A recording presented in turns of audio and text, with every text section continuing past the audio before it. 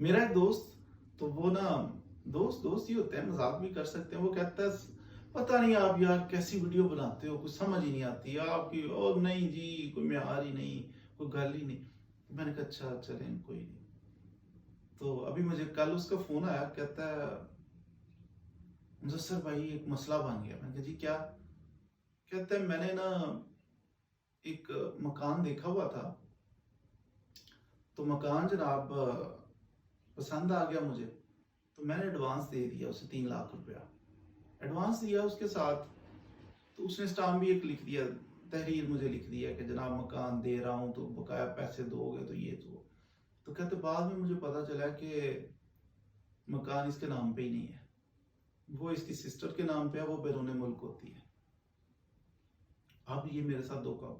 میں نے کہا آپ تو بڑا جناب ہیرو بنتے تھے کہ مدثر بھائی آپ کو تو پتہ ہی کچھ نہیں، وہ چھوڑو یہ آپ کی ویڈیو. اور میں نے یہ ویڈیو 10 دفعہ بنائی ہوئی ہے کہ جب بھی کسی کے ساتھ ڈیل کرنا ہے، کسی کو ایڈوانس دینا ہے، کسی سے کوئی چیز لینی ہے، تو سب سے پہلے ویریفائی کرو کہ اس کا ڈاکومنٹ آف ٹائٹل کیا ہے.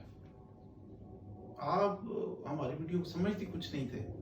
اگر آپ سنتے، آپ سمجھتے تو آپ کو پتا ہوتا کہ پہلے سے پوچھتے کہ جی مکان آپ کا ہے؟ جی میرا ہے. کیسے؟ کوئی ڈاکومنٹ آف ٹائٹل ہے؟ کیسے آپ کا ہے؟ اس کے پاس کوئی جواب نہ ہوتا، وہ چپ کر جاتا، آگے سے بھاگ جاتا، دوڑ جاتا، آپ سے 3 لاکھ نہ لے لیتا.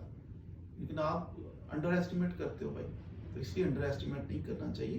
بات جو کی جاتی ہے نا، وہ یقین کرے میرے ذہن میں یہی ہوتا ہے کہ عوام کا بھلا ہو جائے، کہ سنیں اور کوئی فراڈ سے، دھوکے سے، آزمائشوں مشکلوں سے بچ جائے. اس نیت پہ بناتے ہیں ہم ویڈیوز، اور ہمیں کوئی ڈالر کی برسات ایسا کوئی نہیں ہو رہی. ہمیں صرف یہ ہے کہ پبلک کو سرو کر رہے ہیں. تو بعض لوگ انڈر ایسٹیمیٹ کرتے ہیں، سمجھتے نہیں، سنتے نہیں، تو نہ سنے. بعد میں فراڈ ہو گیا نا، اب السلام علیکم میرے گیا 3 لاکھ گیا، تو میں کیا کروں؟ میں زیادہ سے زیادہ یہی کر سکتا ہوں کہ کیس کروں گا. کیس کتنے سال چلے گا، پھر اپیلیں چلیں گی، اور پھر جا کے 3 لاکھ اس وقت تک ڈی ویلیو ہو کے نا آپ کا 3 لاکھ رہ جائے گا پیچھے، وہ 20,000 ہی رہ جائے گا. اتنی ویلیو رہ جائے گی آپ کے جب آپ کو ملے گا. تو اس لیے پہلے ہی احتیاط کر لیا گا.